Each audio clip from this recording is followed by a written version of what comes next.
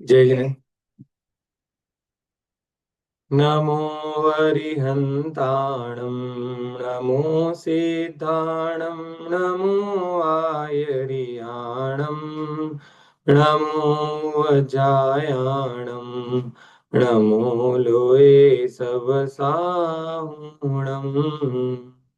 मंगलम भगवान वीरो मंगलम गौतमो गणी मंगलम कुंद कुंदार्यो जैन धर्मोस्तु मंगलम सर्वमंगल मांगल्यम सर्वकल्याणकारकम प्रधानम सर्वधर्मानं जैनम जयतु शासनम जैनम जयतु शासनम स्याद्वादनय षट्द्रव्य गुण पर्याय और प्रमाण का जड़ कर्म चेतन बंध का अरु कर्म के अवसान का कह कर स्वरूप यथार्थ जग का जो किया उपकार है उसके लिए जिन वाणी माँ को वंदना शत बार है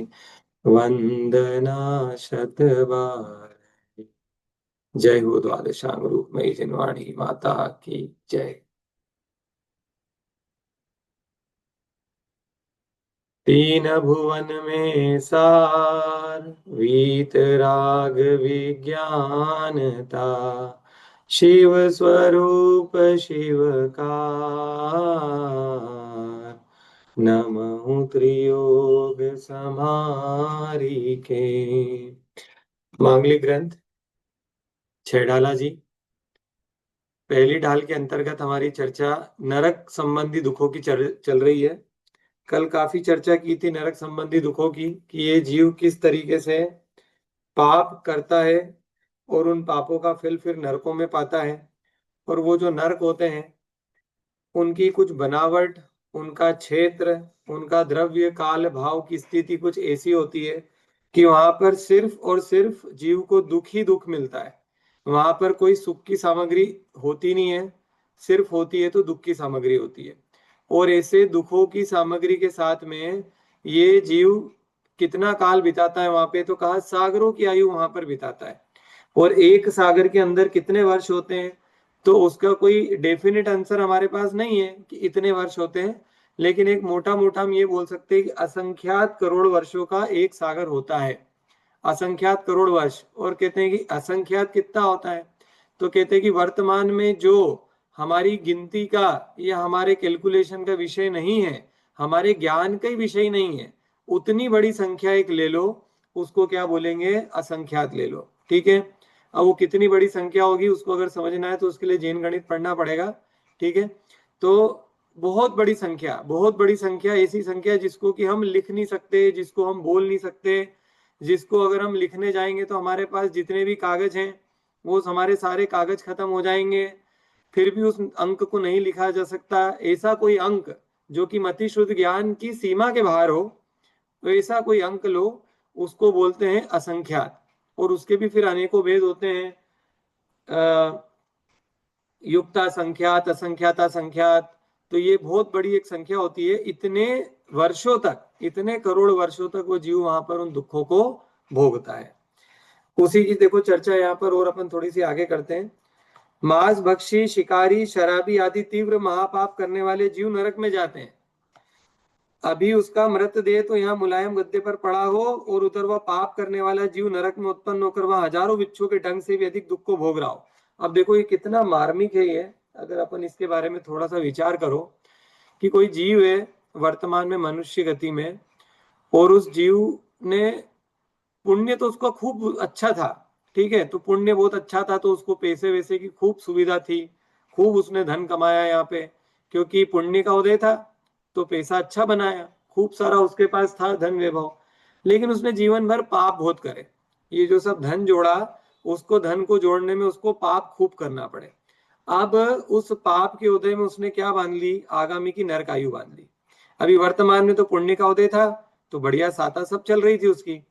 अब ऐसे जीव को देखो आप, उसकी क्या स्थिति रहेगी कि वो जीव है, वो पलंग पे सोया है, ठीक है, और कैसे गद्दे पे, मुलायम गद्दे पे सोया हुआ है। यहाँ पे बढ़िया एसी वेसी लगा करके गर्मी में, और गद्दे पे सोया हुआ है, अच्छी रजाई रजाई ओढ़ करके, और पाप के उदय में उसने नरकायु बांध ली। अब ये जीव मर गया, ठीक है। अब ये जीव मर गया, कहाँ पे मर गया? गद्दे पे। अब उसका शरीर कहाँ पे पड़ा हुआ है? गद्दे पे रखा हुआ है। इसने जितने भी पाप करे किसके लिए करे? अपने शरीर के लिए करे। भाई जो कुछ भी धन संपदा जोड़ी जाती है सब शरीर के माफी की जोड़ी जाती है। आत्मा को तो इन सब चीजों की आवश्यकता होती नहीं है, तो हम साता के लिए सारी चीजें जोड़ते हैं। हार्ट अटैक आया, मर गया। अभी घर वालों को पता भी नहीं है, घर वालों को पता भी नहीं कि मर गया।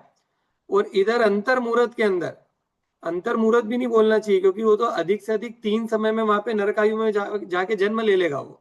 मतलब यहाँ मरण हुआ, 1, 2 और 3 समय के अंदर वहां पे नरक में उसने जन्म ले लिया, अधिक से अधिक 3 समय में, ठीक है। वहां नरक में जन्म लेके अंतर मुहूर्त, एक छोटा सा अंतर मुहूर्त होता है। मतलब आप क्या समझ लो उसको कि 2, 5, 10 सेकंड, 15 सेकंड, इतने का अंतर मुहूर्त होता है बस। उतने अंतर मुहूर्त में उसने वहां पे वो नरक में उत्पन्न हो गया, और वो गिरा नरक के अंदर। अभी घर वालों को तो पता भी नहीं है कि ये मर गया, ठीक है। अब वो जब हिलना डुलना वो बंद करेगा, तब घर वाले एकदम से हरकत में आएंगे। फिर डॉक्टरों को बुलाया जाएगा, फिर डॉक्टर आकर के बोलेगा कि नहीं भैया ये तो मर गए हैं। फिर रोना धोना चालू होगा, उसका दुख मनाया जाएगा। इतनी देर में कितने घंटे निकल जाएंगे। और वहां पे वो जीव इतनी देर में वहां पे नरक में उत्पन्न होके औंधे मुंह गिर के, और वो नरक की भूमि का स्पर्श करके और भयंकर वेदना को वहां पे झेल रहा होगा। अपन तो यहाँ पे, अब देखो कोई व्यक्ति कैसा भी हो, ठीक है, लौकिक व्यवहार में तो जब भी कोई यहाँ से चला जाता है, ठीक है, मरण करके, तो अपन क्या बोलते हैं? स्वर्गवासी। ठीक है, कोई भी ऐसा तो नहीं लिखता कि हमारे दादाजी जो है वो चले गए, और नीचे कोई ये तो नहीं लिखता नरकवासी, ऐसे तो कोई नहीं लिखता। भले ही दादाजी ने भयंकर पाप किए हो, भले ही चाचा जी ने भयंकर पाप किए हो, कुछ भी किया हो, मंदिर नहीं जाते हो, कुछ नहीं करते हो, खाली पाप में लगे रहते हो, फिर भी कोई भी ऐसा तो व्यक्ति लिखता नहीं है। लिखते सब स्वर्गवासी हैं, नरकवासी तो कोई नहीं लिखता। लेकिन विचार करो कि जितनी देर में यहाँ पे लोग समझें, रोएं, उसके शरीर को जलाने जाएं, फिर 3 दिन का प्रोग्राम हुए, फिर 12 दिन का प्रोग्राम हुए, इतनी देर में तो वो जीव वहां पे कितने दुख भोग चुका होता है नरक के अंदर। क्यों भोग चुका होता है? ये मनुष्य गति में रह करके, तिर्यंस गति में रह करके जो पाप किए थे, उसके फल में नरक गति भोगता है वो यहाँ पे। तो अभी उसका मृतदेह तो यहाँ मुलायम गद्दे पर पड़ा है, और उधर वो पाप करने वाला जीव नरक में उत्पन्न होकर वह हजारों बच्चों के ढंग से भी अधिक दुख को भोग रहा हो। ऐसे नरकादि दुख हर एक जीव अनंत बार भोग चुका है। उससे छूटने का भी यह मौका है। दुखों का वर्णन इसलिए किया जाता है कि उनके कारण रूप मिथ्यात्वादी भावों को जीव छोड़े और सुख के उपाय में लगे। वरना ये सब समझाने का क्या मतलब है? अगर ये सब पढ़ के भी जीव अगर पाप कार्यों से नहीं छूटे, तो ये पढ़ने का क्या फायदा? फिर ये नरक गति के दुखों को पढ़ने का क्या फायदा? अगर थोड़ा भी जीव पाप में जो उसकी लिप्तता थी उसको कम ना करे, तो ये पढ़ना तो बेकार गया। बड़ी मुश्किल से सम्यक प्राप्त करने पर भी सम्यक रूपी रत्न पर्वत के शिखर से मिथ्यात्व रूपी पृथ्वी पर पतित हुआ प्राणी नरकादि पर्यायों में अत्यंत दुख को प्राप्त कर निगोद में प्रवेश करता है। और फिर नरक से निकल के भी अगर निगोद में चला गया, तो फिर और भयंकर दुख। ठीक है, इस तरीके से ये नरक के दुख इसके निरंतर निरंतर जो है वो चलते रहते हैं। सामान्यपने नरकों में नारकियों को तपे हुए लोहे के रस का पान कराया जाता है। तपे हुए खंभों से आलिंगन कराया जाता है। वेताल सदृश भीमाकृति पर्वत पर चढ़ाया और उतार जाता है। घनों से कूटा जाता है। वसूला खुरपा से काटा जाता है। छार तपे हुए तेल में फेंका जाता है। लोह की कढ़ाइयों में पकाया जाता है। भाड़ में भुना जाता है। कोलू में पेला जाता है। शूल और शलाका से छेदा जाता है। आरों से चीरा जाता है। अंगीठी में जलाया जाता है। सुई के अग्रभाग समान नोक द्वारा घास पर घसीटा जाता है। बाघ, रीछ, कुत्ता, शगाल, भेड़िया, सांप और गिद्ध आदि पक्षियों से खवाया जाता है। गर्म बालू में घुमाकर तलवार के समान तीक्ष्ण पत्ते वाले वृक्ष से व्याप्त वनों में प्रवेश कराया जाता है। महानिकृष्ट पीव रक्तादि से परिपूर्ण वेतरणी नदी में डुबाया जाता है। एवं अन्य भी अनेक प्रकार की प्रेरणा से महासंक्लिष्ट असुरों के द्वारा नारकियों को दुख भोगना पड़ता है। क्या दुख नहीं है नरक के अंदर। और इसे हमारी तो कल्पना से भी जो परे है। ऐसा आता है आगम में कि जो नारकियों का शरीर होता है, मतलब इनको जो रंग रूप मिलता है वहां पे, वो इतना विभत्स होता है, इतना डरावना होता है कि अगर ये सपने में अपने को दिख जाए, मतलब जो नारकी का जो शरीर होता है, उसका जो रूप होता है, अगर वैसा रूप अपने को सपने में दिख जाए तो अपना मरण हो जाए सपने में, हार्ट अटैक आके। इतना भयंकर इनका रूप होता है नारकियों का। सोचो आप कि शरीर कितना कुरूप होता है उनका। फिर वहां के क्षेत्र की जो स्थिति अपन ने देखी यहाँ पे, कैसे निरंतर निरंतर उनको दुख मिलते हैं। अब नरकों में मुख्यतः 5 प्रकार के दुख हैं, तो कौन कौन, मतलब उनकी कैटेगरी जो है नरकों के दुखों की, वो कैटेगरी देख लेते हैं अपन। क्षेत्र संबंधी दुख, वहां का क्षेत्र जो होता है वो दुख देने वाले ही होता है।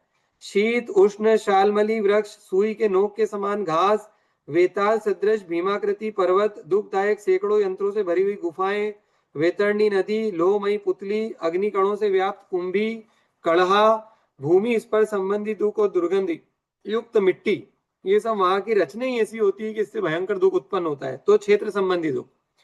फिर मानसिक दुख, संक्लेश परिणाम, शोक, आकुलता, पश्चाताप आदि के निमित्त से उत्पन्न अति रौद्र ध्यान मानसिक दुख है। और वहां पे निरंतर रौद्र ध्यान उत्पन्न करने वाले उसको आगे आगे क्या मिलते रहते हैं, सब साधन मिलते रहते हैं, तो उसको भयंकर मानसिक कष्ट भी रहता है वहां पे। फिर शारीरिक दुख, उसकी तो कोई सीमा ही नहीं है। सातों नरक पृथ्वियों में प्रत्येक नारकी के शरीर में उत्कृष्ट पने एक अंगुल में 96 रोग के हिसाब से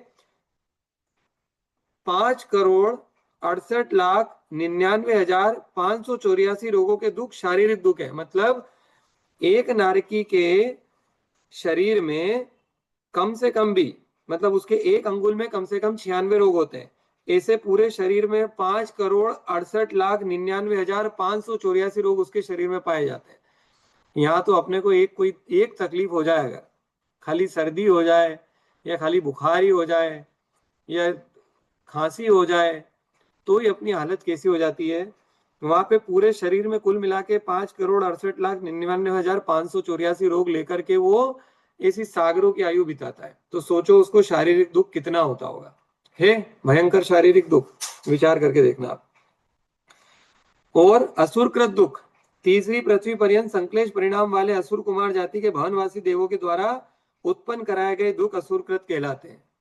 ठीक है, तो वो जो अपन ने चर्चा करी थी कल की, वो ऊपर से आते हैं और इनको खूब लड़ाते भिड़ाते हैं। और परस्परो दीरित दुख, अब ये क्या होता है, जैसे यहाँ कुत्तों में जातिगत वैमनस्य देखा जाता है, वैसे ही नारकी जीव भी विभंग कुअवधि ज्ञान के द्वारा दूर से ही नारकियों को देखकर उनको अपने दुख का कारण जानकर दुखी होते हैं, और निकट आने पर परस्पर देखने से उनका क्रोध भड़क जाता है और अपनी अपृथक विक्रिया के द्वारा बनाए गए अस्त्र शस्त्रों से आपस में मारकाट करने लगते हैं। इस तरह एक दूसरे के टुकड़े टुकड़े कर डालने पर भी उनका अकाल मरण नहीं होता। तो ये जैसे यहाँ पे ऐसा होता है ना कि एक कुत्ता दूसरे कुत्ते को देख के क्या गले लगाता है क्या, एक दूसरे को देख करके भोंकते हैं, भले ही आपस में लड़े नहीं लड़े, लेकिन वो ऐसे ऊंचक उचक के एक दूसरे के ऊपर, मतलब ऐसा करते हैं जैसे कोई बस अभी तेरे को मारू और अभी तेरे को मारू। और अभी तो जो लोग कालानी नगर में हमारे आसपास रहते हैं, वो तो रोज ही देखते होंगे ये सब चीजें। दिन भर ही यहाँ पे कुत्ते घूमते रहते हैं 10-12, और वो एक दूसरे को चिल्लाते रहते हैं और झगड़ते रहते हैं। तो वैसा का वैसा नेचर नारकियों का होता है। जैसे ही एक दूसरे के सामने आते हैं, कुत्तों की तरह एक दूसरे के ऊपर टूट पड़ते हैं और एक दूसरे को मारते हैं। तो ये परस्परो दीरित दुख, आपस में एक दूसरे को दुख दिया करते हैं। मतलब वो असुर कुमार तो देवे जो देवे, जो उनको वहां पे शारीरिक दुख है वो तो है ही, जो मानसिक दुख है वो तो है ही वहां पे, जो क्षेत्र जनित दुख है तो वो है ही। ये आपस में भी प्रेम भाव से नहीं रह पाते, ये आपस में भी एक दूसरे को मार काटी करते हैं। और कभी कदाचित कोई जीव, सम्यक दृष्टि जीव हो वहां पे, और वो कभी किसी का भला भी करना चाहे, तो मान लो वो भला करके उसके लिए ढाल बनना चाहे, तो वो ऑटोमेटिकली ढाल की जगह तलवार बन जाएगा और उसके छेद को छिन्न भिन्न कर देगा। वो चाह करके भी भला नहीं कर सकते एक दूसरे का। ये वहां की स्थिति होती है।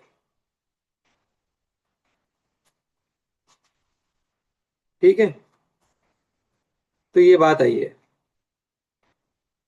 एक ये तंदुल मत्स्य की भी कथा है, बहुत अच्छी ये कथा आपने पहले भी सुनी होगी। इसको अपन पढ़ते हैं, इसी से संबंधित है, नरक से संबंधित है, इसलिए पढ़ते हैं उसको। काकंदीपुरी के राजा का नाम सुदर्शन था। वह मांस भक्षी हो गया। अत्यंत लोलुपी, निरंतर मांस भक्षण का अभिप्राय रखता था। उसका प्रिय उसका मित्र प्रिय नामक रसोईदार था, मतलब उसका कोई प्रिय नामक रसोईदार था। वह अनेक जीवों का मांस निरंतर भक्षण कराता था। तो ये बना के उसको राजा को खिलाता था।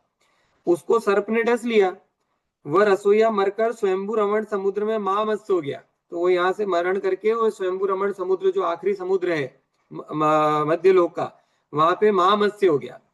और राजा सुदर्शन भी मरकर वहां ही महामत्स्य के कान में तंदुल मच्छ हो गया। और ये राजा जो है थोड़े अंतराल में मरण करके उस महामत्स्य के कान में तंदुल मच्छ मतलब जो जिसका शरीर चावल जैसा हो छोटा, और वो कान में रहता है उसके महामत्स्य के, ये वहां पे जाके उसके कान में जाकर के इसने जन्म ले लिया। महामत्स्य की अवगाना 12.5 करोड़ घन योजन होती है, बहुत बड़ा मच्छ होता है ये। और ये शंभु रमण द्वीप के बीचों बीच पाया जाता है। इसकी अवगाना होती है 12.5 करोड़ योजन की, क्योंकि वह 1000 योजन लंबा, 50 योजन चौड़ा और 250 योजन मोटा होता है। ठीक है, मतलब हमारा ये जम्बू द्वीप तो पूरा ऐसा इधर से उधर कवर कर ले हो, एक मगरमच्छी पूरा वो जो पूरा मत्स्य है महामत्स्य, वो पूरा जम्बू द्वीप को कवर कर ले, इससे बड़ा वो मत्स्य होता है वहां पे। इन तीनों को आपस में गुणा करने पर 12.5 करोड़ घन योजन आ जाता है। उसका मुंह भी बहुत बड़ा होता है। वह राघव महामत्स्य 6 माह तक अपना मुंह उगाड़ कर सोता है। तो उसका मुंह खुला रहता है, 6 माह तक सोता है वो, और उसका मुंह खुला रहता है। उसके श्वास के साथ हजारों लाखों छोटे बड़े मच्छ उसके मुंह में प्रवेश करते और निकलते रहते हैं। तो उसका मुंह खुला रहता है, तो छोटे बड़े मच्छ उसके मुंह में से निकल जाते हैं, आते हैं निकल जाते हैं, आते हैं निकल जाते हैं। अब वो तो सो रहा है, नींद खुलने पर आहार से लुप्त होकर अपना मुंह बंद कर लेता है। और जब उसकी नींद खुलती है और उसको भूख लगती है तो वो ऐसा कैसा मुंह बंद कर लेता है। जब मुंह बंद करता है तो जितने भी मछली मच्छ जितने भी जो रहते हैं उसमें जलचर प्राणी सब उसका भोजन बन जाते हैं एक साथ। उसके कान में तंदुल मच्छ नामक मच्छ रहता है। माँ मच्छ के मुख में अनेकों जीव आए और बाहर निकल जाए, तब तंदुल मच्छ उनको देखकर विचार करे कि यह महामच्छ बड़ा अभागा है और मुंह में आए हुए जीवों को खाता नहीं। अब वो 6 महीने तक सो रहा था, इतने सारे सैकड़ों जीव उसके मुंह में आए और निकल गए। ये बैठे बैठे विचार कर रहा है कि क्या पागल है यार, इसके मुंह में चल के भोजन आ गया और ये खा नहीं रहा है, इनको दबोच नहीं रहा है, इनको मार नहीं रहा है। ऐसे भावों के पाप से जीवों को खाए बिना वो क्या सोचता है वो, यदि मेरा शरीर इतना बड़ा होता तो इस समुद्र के सब जीवों को खा जाता। अब ये तंदुल मच्छ, ये चावल के दाने के बराबर इसकी हेल्थ हाइट है, और ये बैठे बैठे वहां पे विचार कर रही है कि मैं इसके बराबर हाइट हेल्थ का होता तो मैं सारे खा जाता, एक को भी नहीं छोड़ता। ऐसे भावों के पाप से जीवों को खाए बिना ही तंदुल मच्छ भी सातवें नरक में जाता है। और महामच्छ तो खाने वाला था, इसलिए वह तो नरक में जाते ही जाता है। तो यहाँ पे क्या बताना चाह रहे हैं वो, कि भैया सिर्फ द्रव्य हिंसा करने से ही नरक गति की आयु नहीं बनती है, भावों की हिंसा करने से भी हमको क्या है, नरक गति की आयु बनती है। हम किसी का खून करें कि नहीं करें, ठीक है, उसका खून करने का विचार आया, इससे जो हमारे अंदर भाव हिंसा हुई वो भी हमको नरक गति पहुंचा सकती है।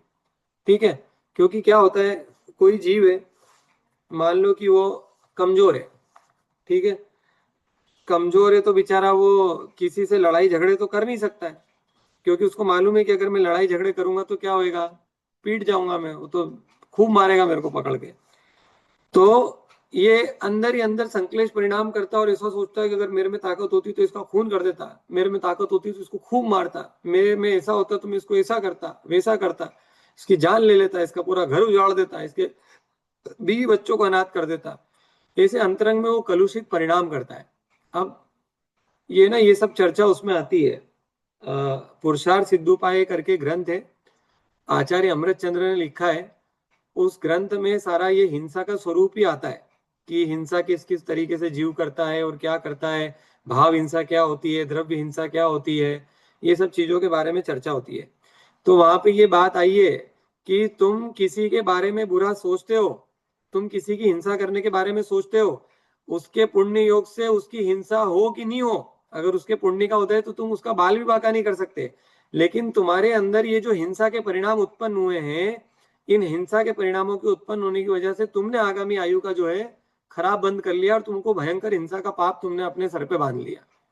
खाली परिणामों के अंदर ही अगर अपन विचार करें इन सब चीजों का, तो उसका भी बहुत खतरनाक फल है।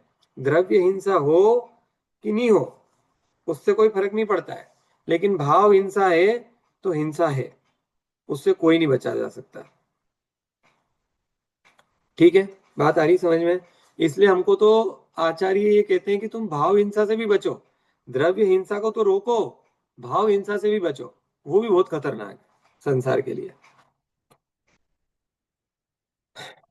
इसलिए भावों में अशुभ भाव छोड़कर शुभ भाव करना चाहिए। सारांश ये कि जो पहले सुदर्शन राजा हुआ था, उसने पहले पुण्य किया था, जिसका फल था कि वो राजा बना, जिसकी बात हो रही है अभी। पीछे कुभाव किए तब तंदुल मच्छ बना और नरक गया। इसलिए आत्मज्ञान के बिना केवल पुण्य ही कार्यकारी नहीं है, ये दोनों शुभ और अशुभ भाव कर्म चक्र हैं। प्रभु, भीतर तेरी वस्तु ऐसी है, उसकी शरण में जाने से शुभ और अशुभ दोनों प्रकार के राग की महिमा छूट जाए। वैसे वास्तव में देखा जाए तो शुभ राग भी कोई काम का नहीं है, अशुभ राग भी कोई काम का नहीं है, शुभ भाव भी कोई काम की नहीं और अशुभ भाव भी कोई काम की नहीं है। लेकिन भूमिका होती है हर जीव की अपनी अपनी। जो अशुभ भाव को नहीं छोड़ पा रहा है, उसको कहते हैं कि शुभ भाव करो। तो कम से कम अशुभ से छूट करके तो वो शुभ में तो लगे, कम से कम पाप छोड़ के पुण्य में लगे।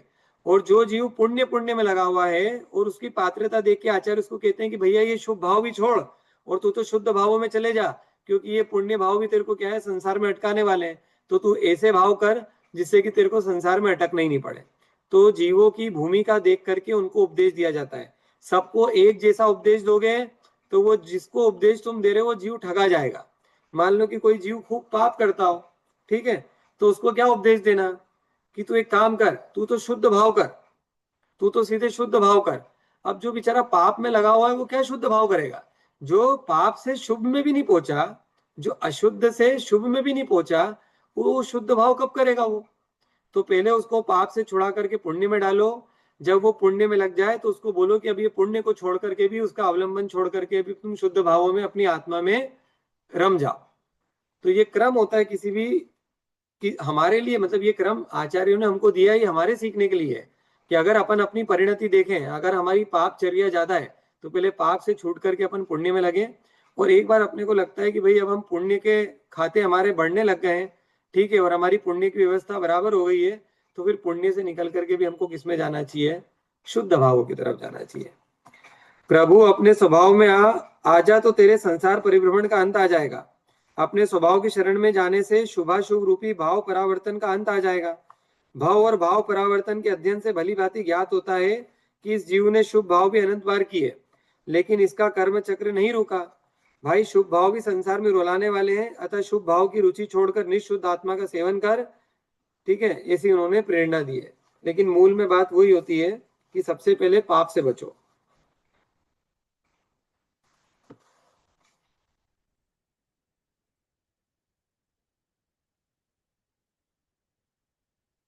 ठीक है, तो ये चर्चा हुई नरक गति संबंधी दुखों की। इसमें किसी को कुछ प्रश्न है क्या? कोई कुछ शंका, कुछ पूछना है किसी को?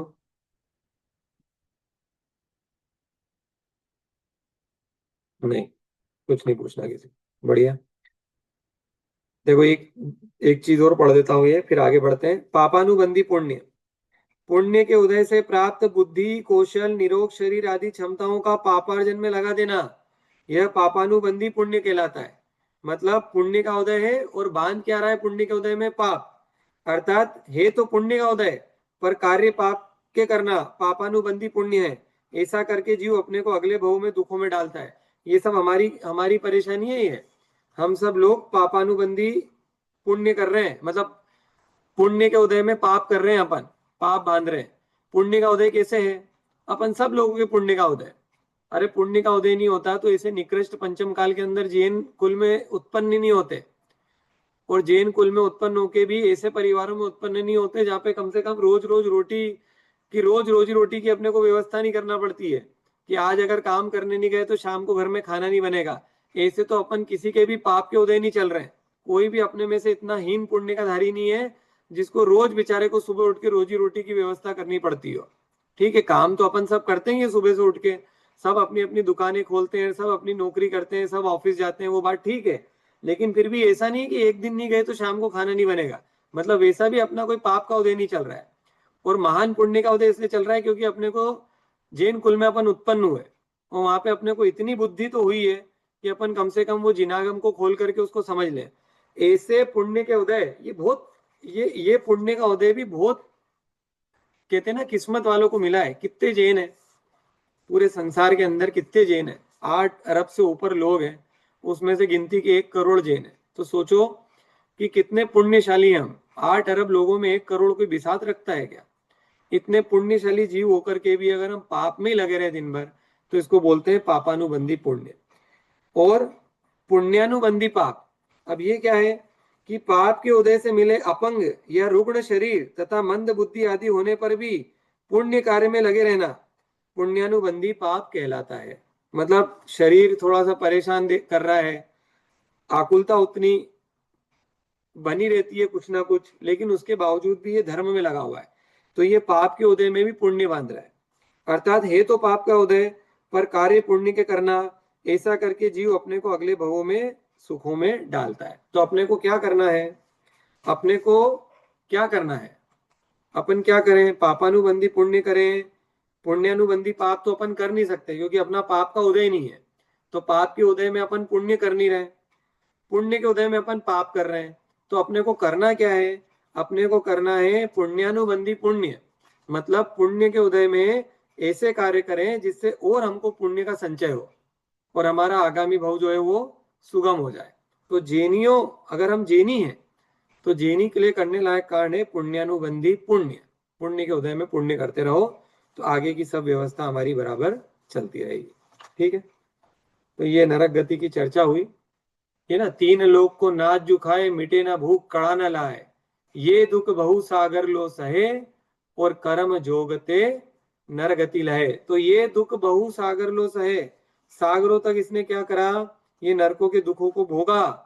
कर्म जोगते नरगति लहे। अब क्या हुआ है? किसी पुण्य के उदय से, कर्म की निर्जरा से इसको क्या मिली है? नरगति मिली है। अब नरगति में चलेंगे और देखते हैं कि नरगति मिली है तो उसमें क्या उसको सुख मिल गया क्या? उसकी चर्चा अपन संक्षेप में करते हैं। आज थोड़ा सा पढ़ते हैं, फिर इसकी विशेष चर्चा शास्त्र से कल करेंगे, पर थोड़ा सा ऊपर ऊपर से अपन इसकी डिस्कशन करते हैं आज। छंद 13। जननी उदर बसयो नव मास, अंग सकुच ते पायो त्रास, निकसत जे दुख पाए घोर, तिनको कहत न आवे और। क्या कहते हैं पंडित जी? जननी उदर वसियो 9 मास। अब ये क्या हुआ? मनुष्य भी हुआ। ठीक है, मनुष्य भी हुआ। तो मनुष्य होने के लिए कंडीशन क्या है? कि गर्भ में आना पड़ेगा माता के, तभी तो मनुष्य गति के अंदर जन्म कैसे होएगा? बिना गर्भ में आए तो जन्म होता नहीं है। तो जननी उदर वसियो 9 मास, तो 9 मास तक ये जननी के उदर में रहा। कैसे रहा? अंग सकुचते पायो त्रास। जैसे कोई डब्बे में किसी को भर दे, कोई प्लास्टिक के डब्बे के अंदर या कोई लकड़ी के डब्बे के अंदर, छोटे से लकड़ी के डब्बे के अंदर किसी को भर दे और उसको हाथ पैर चलाने की जगह ही नहीं मिले और वहां पे उसको हाथ पैर सिकोड़ के रहना पड़े, ऐसे अवस्था में ये कैसे रहता है? जननी के उदर में 9 मास तक रहता है। ठीक है, अब ये सब बताने की जरूरत है क्या? ये तो सब पता होगा ना, अपने को तो सब याद होगा।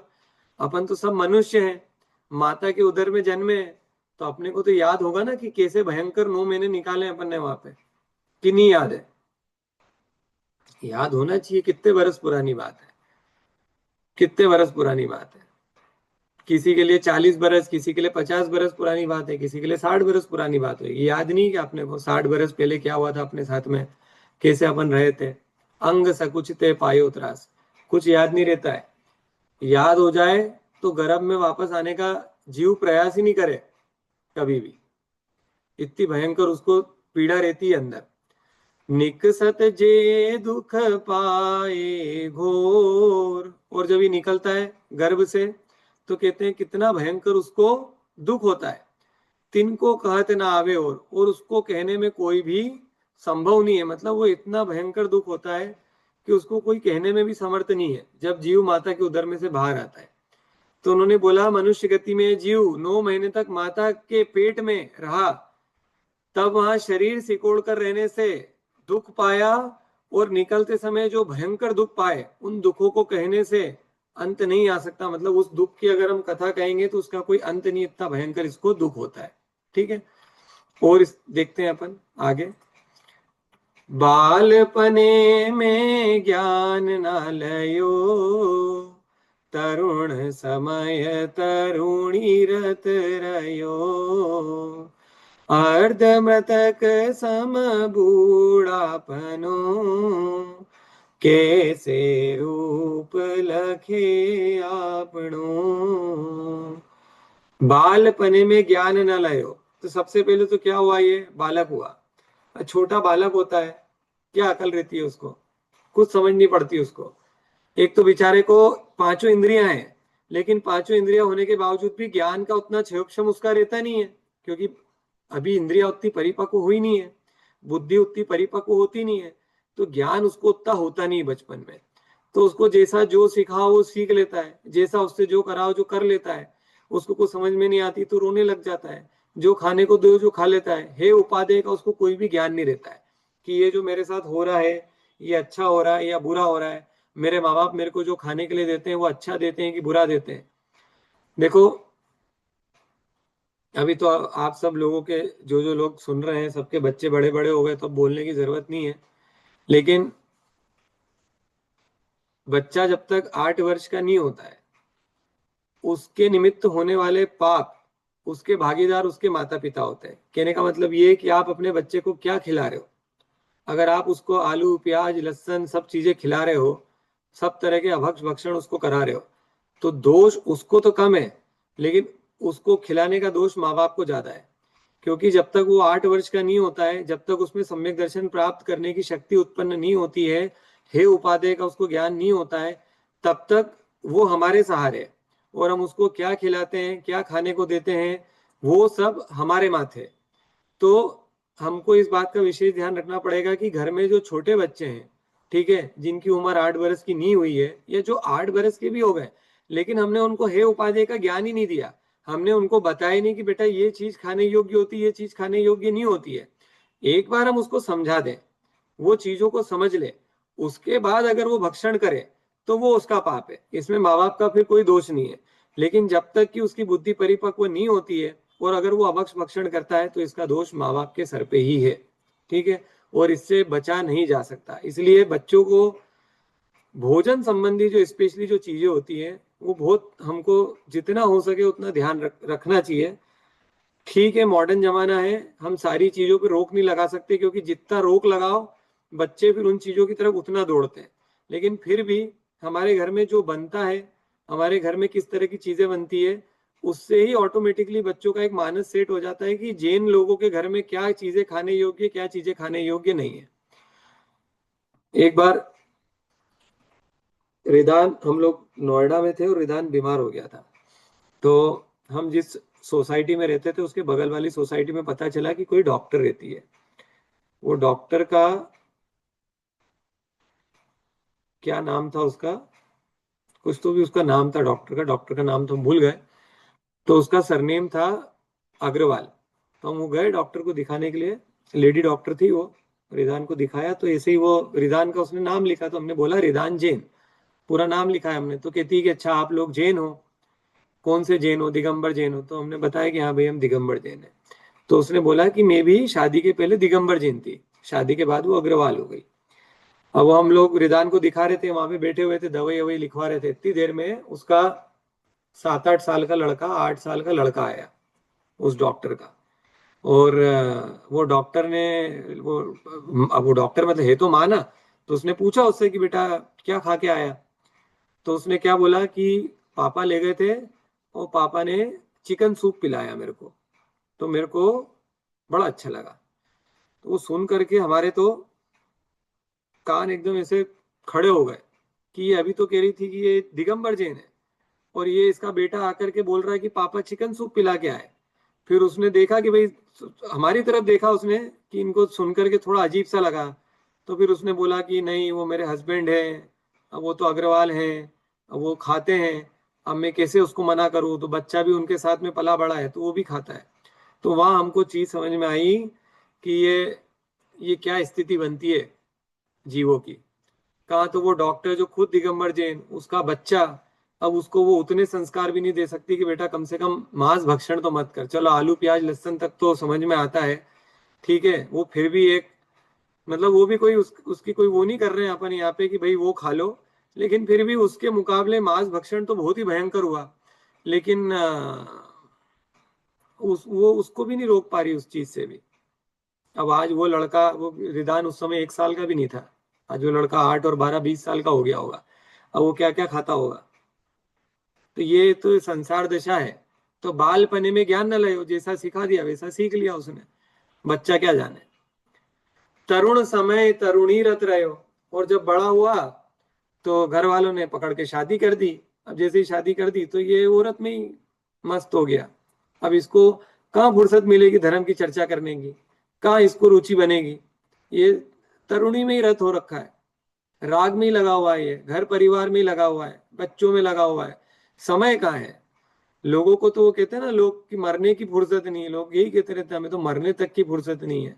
वह नहीं है मरने की जी, ये लोग जो बोलते हैं ना कि मरने की फुर्सत नहीं है, इनको बोलो कि तुम चिंता मत करो।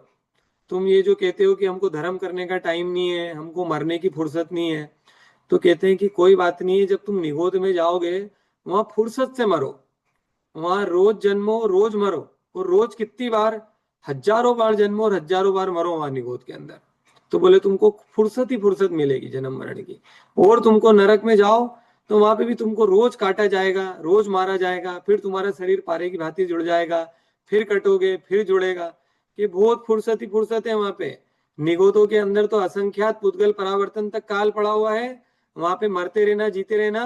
और वहां पे भी सागरों की आयु है नरक के अंदर, वहां पे भी तुमको मरने की खूब फुर्सत मिलेगी। यहाँ नहीं मिलती है तुमको धर्म करने की फुर्सत, वहां तुमको सब चीज की फुर्सत मिलेगी। तो तरुण समय तरुणी रत रहे हो, धर्म में इसका चित्त ही नहीं लगता है।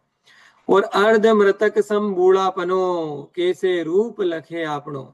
वो बुढ़ापा तो आधे मरे हुए के समान है, न खाते बनता है, न बोलते बनता है, न चलते बनता है। और जीवन भर दुनिया भर के रोग हो जाते हैं, किसी को बीपी की प्रॉब्लम, किसी को डायबिटीज की प्रॉब्लम, किसी को गैस हो रही है, किसी को क्या हो रही है। न उठते बन रहा है न बैठते बन रहा है, क्या धर्म करेंगे। कोई बिरले ही ऐसे होते हैं वाकई में बहुत भाग्यशाली जो बुढ़ापे में धर्म कर पाते हैं। नहीं तो आधे तो बेचारे अपने शारीरिक समस्या से ही जूझते रहते हैं। वो बुढ़ापा तो ऐसे काटते हैं जैसे कि बस आज कल मरते हो तो आज मर जाए तो अच्छा है, ये उनके दिमाग में चलता रहता है। तो अर्ध मृतक सम बूढ़ापनो, कैसे रूप लखे आपनो।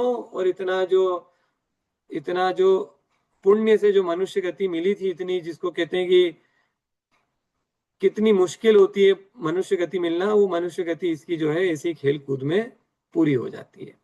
और यहाँ पे भी वो दुख भोग करके और फिर बाद में भयंकर दुख रूपी समुद्र में जाकर के गिर पड़ता है। तो ये सामान्य से अपन ने मनुष्य गति की दुखों की चर्चा करी, लेकिन इसकी विशेष चर्चा अपने को करनी है, तो उसकी विशेष चर्चा अपन कल से प्रारंभ करते हैं। अभी अपना समय हो गया है, जिनवाणी स्तुति कर लेते हैं।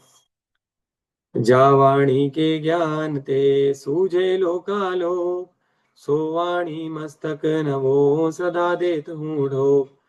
हे जिनवाणी भारती तो हे जपो दिन रेन, जो तेरी शरणा गहे सो पावे सुख चैन।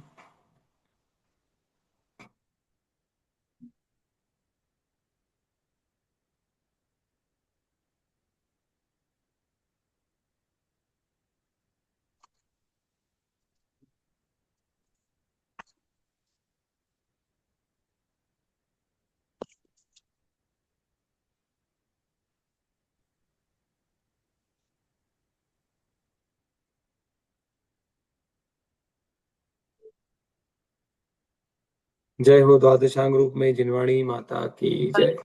जय जिनेन्द्र सभी।